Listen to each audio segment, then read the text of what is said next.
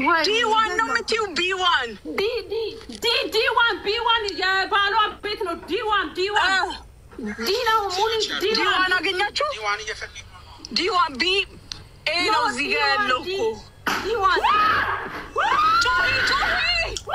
Egaa taate kuni kan ta'e Dubaayitti guyyaa dheengaddaati.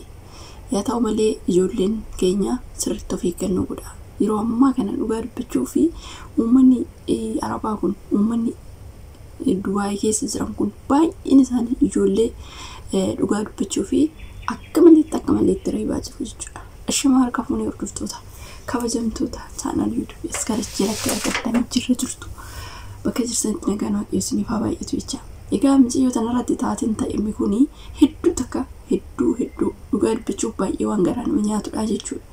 Egaa miiciyoon tuni yeroo darbe sibattee turte warqii tubadee jette warqiin odoon badin warqiin badee jette ishiin mana kontiraataa kan jirtu jettee jechuudha. Akkanatti dabadabaan irratti raawwatanii waan inni kaayyoo qabuuf obseetan Ogaa kiyya lamaan fixadha jedhee dabadabamee taa'ee jette miiciyaan tun dhugaa dubbachuu fi guddoodha daa'ima miti nama biyya Ameerikaa kana keessa turedha. Yeroo immoo waan kaayyoo qabduuf manuma san teesse abbaa manaa hin qabdu jette. Abbaa manaa hin qabdu niitiin tun obboleewwan isheetti waamsitee na dabaddabsiistee jette. Obseetan taa'ee achi ammas immoo naannoo ji'a jaha turte ammas immoo guyyaa dheengaddaa warqiin hin jiru naan jette. Achi warqiin bade ammas dira deebitee warqii akkuma duraan isitti yookaan yoo nan barbaadne na deebisee biirootti bakka na fuutettiin jedheen jette. Na diddee isaan booda alas ba'uu hin barbaanne kanaafiyyuu na deebisee jennaan diddee kontiraataa kee fixattu malee yookiin gara biyyaa si galchanaan jette. Ani immoo biyya galuu hin barbaanne jette. Yaa ta'u malee miiciyoo tanarratti guyyaa dheengaddaan sabasabamanii obboleewwan shiyyaamtee miiciyoo tana dabaddabaa hedduu irratti raawwatte. Isaan booda miiciyoo san namoonni gurguddan marii wayitiif TikTokii irra jiru akka carraa isaa argattee seentee himattee isaan lubbuu ishii baraaranii jechuudha. Albeedhaan itti kaatanii qaluudhaaf jechuudha. Dhugaa dubbachuuf odoo uummanni sun dafee dhaqqabu baate miiciyoo sun qalamtee jechuudha. Anna waan akkanaa kanatu jira sirriitti of eeggannoo godha. Miiciyoon tun amma waan humna qabduuf baate osoo nama tokko ta'ee garuu ajjeefamee jechuudha. Argitanii miidiyaan kunis kanaaf sin fayyada.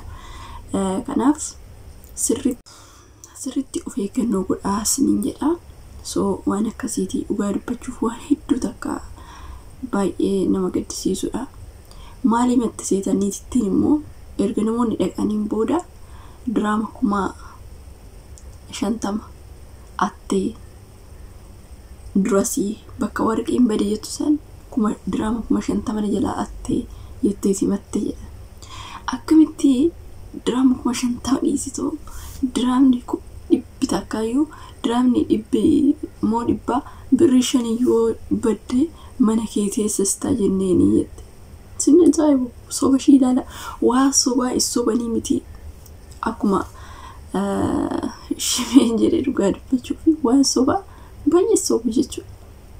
Innaa gadaaf maal seetanii hanga dabaddabamanitti illeetu jira. Argitanii namni kaayyoo qabu hanga dabaddabaa birarree hin beektu amma biyya kana keessatti seerri dhugaa dubbachuuf akka biyya biraatii miti. Arabootatti dhiyaatu beektanii isaan qarshiis kennanii poolisoonni asitti Arabatti dhiyaatu. Kanaafiyyuu of eeggannoo godhaa ijoolleen keenya dhugaa dubbachuuf yeroo ammaa kanatti baay'ee rakkisaadha. Kanaafuu wanti sin godhuu qabdan maalidha?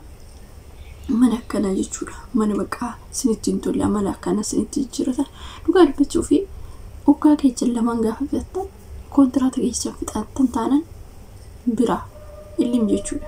Malee namoota akkanaa bira agasittuyyuu maal sitti deebisuu miti. Sinii galee maal sitti deebisuu miti. Ani amalaan qabattee hanga ogaa kee lamaan fixattee biraa deemtutti garuu immoo gaafa ogaa kee lamaan fixattee bakka barbaaddetti jijjiirrachuu dandeessa. Sigalee tokko barbaadde deemtee arboonni tokko amma beektanii ijoollee tokko yookiin jijjiiruu hin barbaadanii yookiin immoo akka isaan biyya kanatti hin deemne bilookii godhu jechuudha. Arboota akkanaas jira. Kanaafiyyuu baatee gaafa baatee waggaa kee lamaaf fixattee kaansilee ba'uu dandeessa simjetteetu baatee raawwattee waggaa kee lamaan gaafa kontiraata kee fixattee baatee kaansileeshinii kee bilbilaan keetiin fudhachuu dandeessa. Haala ciqicciqee jechuudha. Kanaafiyyuu warreen galuu hin barbaanne waggaa kee lamaan fixatte taanan seeruu si deeggaraa jechuudha. Baatee kaansileeshinii kee bilbila eenyudhaan kassaste fudhachuu dandeessa. Waan akka ciqicciqeen hin jiru jechuudha. Innaa kana nan galaa galeetan deebi'oo jettan namoonni zimimmii hin qabne wajjiniin bilooksii gooti biyya kanatti deemuu hin dandeessu jechuudha. Sigalee irra biyya deemanii warri kaa'anii namoonni galmaataaf eenyu qabdanii jechuudha. Galmaataaf hin galle deemna warreen jettanii namoota sanii waliin taanan biyya biraa deemuudhaaf yoo kaayyoo qabaattan jechuudha. Namoonni sun beeksanii gaafa isinitti taalte bilookisiin gooti. Kanaaf bilookisuun immoo hanga namarraa ka'utti rakkoodha jechuudha. Biyya kanatti garuu hin ka'a.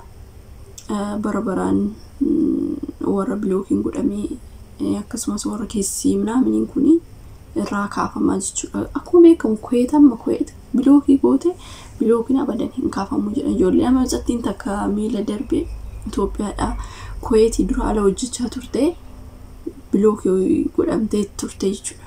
Isheen achi dhaqxee ashaaraa ishee kennamee waan ashaaraa kennitee waan galteef hin qabamtee hidhamte.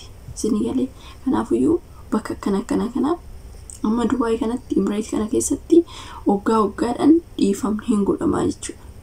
Ijoollee bilookii godhamtee ijoollee kissii ofirraa qabdu bara aaraa hin godhama. Warroota hidhaman warroota baqawan hundi dhiifama godhamaaf jechuudha. Garuu biyya sanatti biyya ko'eessanitti hin jiru waan akkasii. Kanaafiyyuu warreen waan akkanaa kan ofirraa qabdan ko'ee deemtan sirrii miti hidhaatu jiraasiniin jechuu barbaadetan sirraanii yaa ta'u malee biyya kana keessatti wanti ta'u waggaa kee lamaan gaafa fixatte baatee ishii biraa deemtee lola ta'ee maal ta'ee lolaan irree ta'u biraa hin baataa yeroo baate san garuu kontiraata ishii ofirraa fixuu qabda. Kontiraata erga fixattee boodatti kaansileeshinii kee bilbilaan gaafata jechuudha. Mana kee teessee bilbilaan kisiitti banta. Isaan booda kaansileeshinii keessii kenniti paaspoortii kee fudhatta bilookii gochuu hin dandeessu jechuudha. Garuu immoo biyya gaafa galtu ishiin kanuma kaansileeshinii siin goona waan ta'eef kanuma ishii jedhamtaa bilookii gooti hin deebitu jechuudha.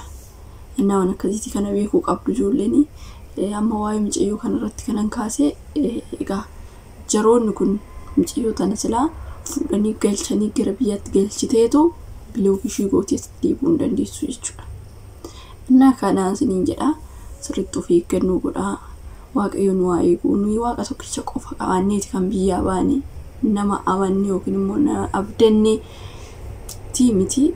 Ingiri hunduma keenya waaqayyoon bakka jirrutti nu waa eeguu hanga isinii danda'ametti waan gaarii hojjedhaa waan gaarii bakka waan namaa fuutee ofirraa hin qabaatin.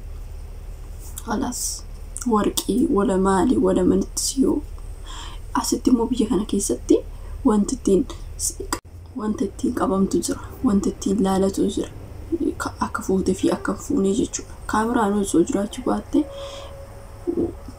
beektee akka ati fuutee fakkaate fuunee wanti ittiin laala waan jiruuf wanta namaa waanuma namaatiis jammaree hin milkooftu waan namaa fuutee jechuudha. Isheen immoo deddeebitee warqee kiyya badee hin jedhu isaan namoo arboonni hundumtuu hin jedhu jechuudha.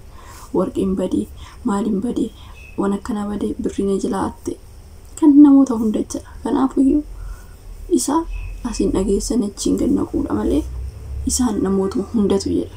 Dubbii istiisu tuttuquudhaaf jechuudha. Kanaafiyyuu waan akkasii jira obsa godhachuu qabnaa. Waan hunda bakka hundattuu yoo obsan obsi waa baay'ee nama barsiisa waa baay'ee nama fayyada nama obsitu darba nama obsitu injifata waan hundumaa jechuudha. kanaaf hunduma keenyaaf obsanuuf yaa kennu sinin jedhaa bakka jirrutti nu haa eegu namoonni akkasiitii viidiyoo biraatiin hanga walitti deebinutti nagaan naa turaa turtii gaarii baay'ee.